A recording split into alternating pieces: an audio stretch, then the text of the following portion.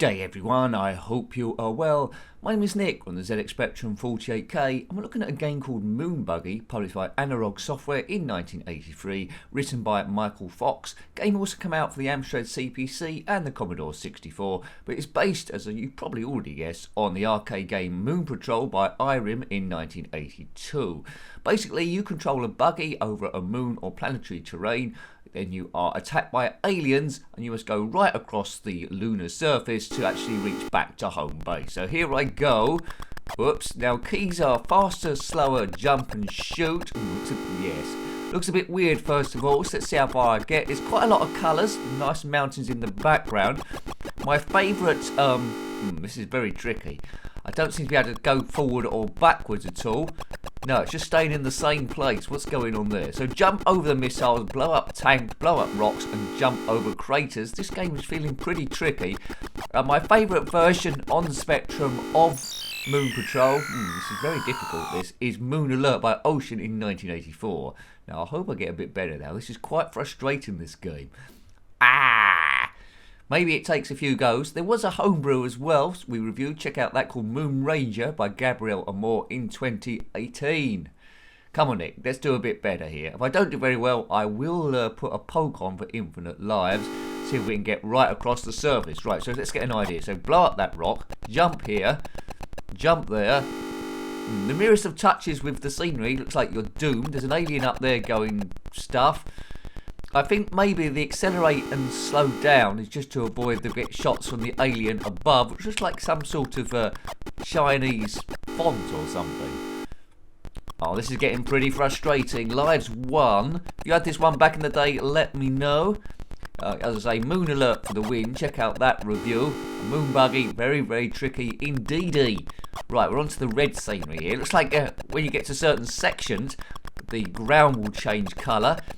In Moon Patrol or Moon Alert, there was like lettered zones.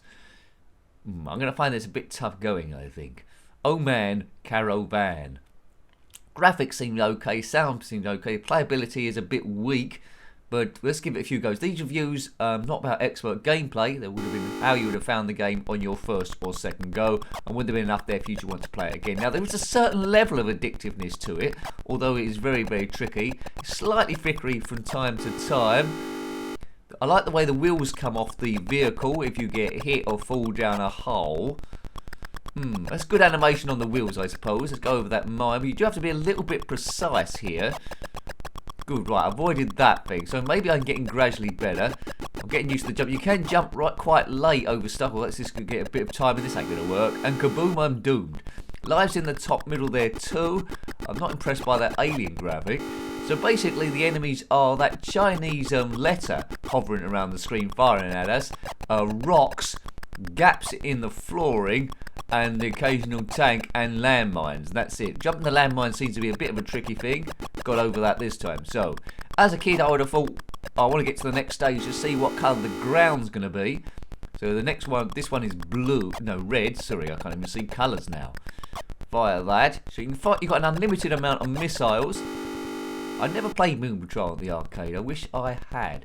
If you're liking the channel, please consider subscribing if you haven't already. Oh, magenta, great. And a big thank you to everyone that's subscribed so far, keeping this thing on the move. I think it's time for a cheat now. Infinite Life, right, Nick? I'm coming into my own. Well done, Anirog Software. So, first of all, I hated it, 1983. I'm starting to get warm to it slightly as I'm getting further into the thing. But we're going to have an Infinite Lives poke now to get as far as we can. A huge thank you to the members as well. Without you, this channel just wouldn't exist. If you want to become a member, click on the join button and see what it's about. It starts off quite low, second tier and above. You can get a shout out each week for whatever you're doing in the Friday chat.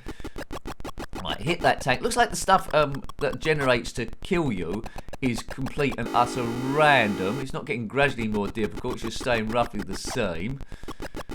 The mountains are scrolling, well, not smooth scrolling. Could you call this parallax scrolling? Well, I suppose very weakly you could do. It seems like it's drawing the background the whole time. If it wasn't doing that, it might be able to go a bit quicker. So that was a bit of a sacrifice.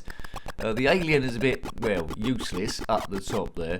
Moon Patrol and Moon Alert, they had better moving aliens, and Moon Ranger as well by Gabriel Amor. Good. Right, oh, man. Right, so my lives isn't going down now, you can see. It's stuck on 4. So good things I can say about this is the animation of the wheels, the colours of the ground as it changes. Moon Alert doesn't do that, but again, it plays a bit better for me. But, you know, I think there might be a few other ports of Moon Patrol. If you know, let me know. Played it on the, I think I played it on the Commodore 64, and I played it on the Atari 2600 with Magenta Grounds. This is about as far as we got last time. Boof. Oh, look at that. It falls through the floor each time. I'm quite fascinated to see what happens at the end of this. Does it go to another level, or does it just end? Don't know what AR stands for. No, don't know. A Rhino?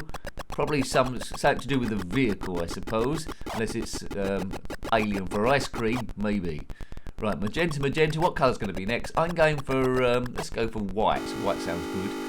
Boom. Oh no, white. Couldn't do white because that would blend with the landmine. Let's go for yellow.